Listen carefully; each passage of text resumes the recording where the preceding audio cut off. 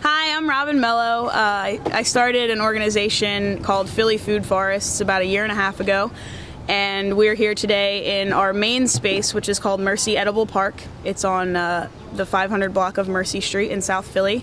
It's 18 vacant lots that are, I think, about 16,000 square feet. We are starting a permaculture food forest. We've been involved with Occupy Philly since the very beginning, doing things with the education team and the media team and the messaging group, and just really want to make sure that this movement continues to move in the way that we see it being the most progressive and the most inclusive for people all over the city and hopefully eventually all over the world. What we do is we work with community members to take over vacant lots, of which there are 40,000 or more in this city, and turn them into gardens or community green spaces or barbecue spaces, just to make sure that the blight that is in neighborhoods that are under the most economic distress, they're actually getting a little recognition, a little assistance to turn their communities into the places that they want them to be. We've been really successful here because we went door to door and before we started planting or doing anything, and we asked if everybody would be okay with it, and they were, because this space in particular has been vacant for at least 25 years. So we have a really good rapport with the people in the community. We give away all of our food for free, and we want to make sure that everything that Philly Food Forests has its hands in, at least for the foreseeable future, will all be free distribution to neighbors and volunteers. And we think that over time we can probably feed a good portion of the people in this city. I think tough, look! Yeah, look at you. Cookie! She almost protected though. Where's Titina? So how long has the garden been there? Oh my God. 2 summers ago? 2 or 3? I'm not sure. But I'm happy we don't see no dirt, no trash, no nothing. They did something good, positive with that. Have you gotten anything out of it? Like, Oh yeah, I get my pumpkin, my green peppers. We get tomatoes. What'd you do with the green peppers? I put them in my seasoning. Yeah. So They how do something often good. are they out here working it? Is it like somebody's moving around it almost every day? Or Yeah, they come in, they check that every day. how about the herbs and all? Have you been picking through them? Yes. Very cool. I put them all in my seasoning. Gotcha. Well, my beans and meat and stuff. How long have you lived here? Well, like 30-something years in the same block. Oh, no kidding. Yep. I've been here since I was 21.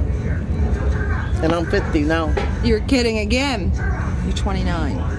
That's what we're saying today. We're all 29. We're going to hold that line. We're 29. Nah, I'm 50. I don't want to change You it. look great for 50, baby girl. Thank you. So my name is Joe Kirby. This is Marlon. Hi. We've both been working here. I don't know when Marlon got on here. I got on like, what, April, May-ish? Yeah, right in the beginning Yeah. of last grow season. May-ish last year. Robin and I kind of sat down and jammed out the ideas of this place with a few other people. So I've been here since the beginning, working. Done a lot of fundraising and actual work.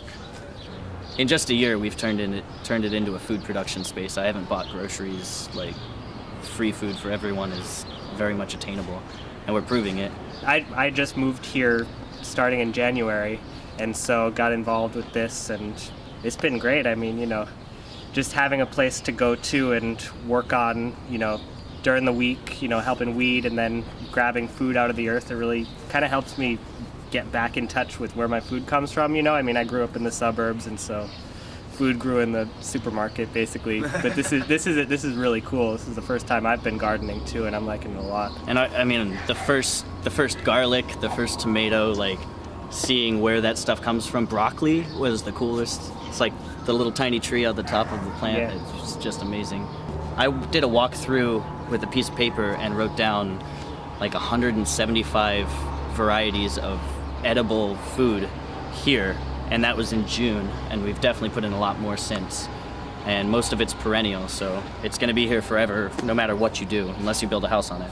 There's a really big problem that we have on Earth of there's 50,000 known edible plants that people use and have been eating for thousands of years. Out of those, there's about 300 that contribute a sizable chunk, like a sizable percentage, to the food systems that people are actually using. And out of that, there's probably 20 that are actually used often, and there's only 3 that make up like 90% of what humans are eating. Corn, wheat, and soy, maybe. Yeah, so probably.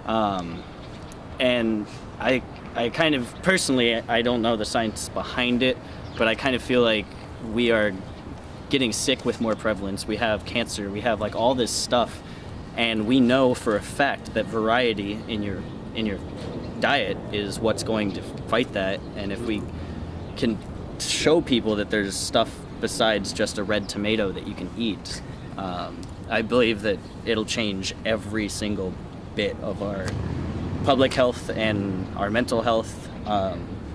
It's also, growing locally is good because you're not using the fossil fuels, but also I'm interacting with this soil right here, and it's where I live, and it has the same environmental stresses that I'm going through just by living here. So eating plants that are dealing with that, I think, is actually making me more suited to be in this area.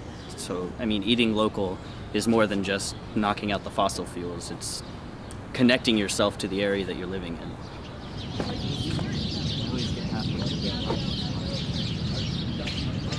Okay.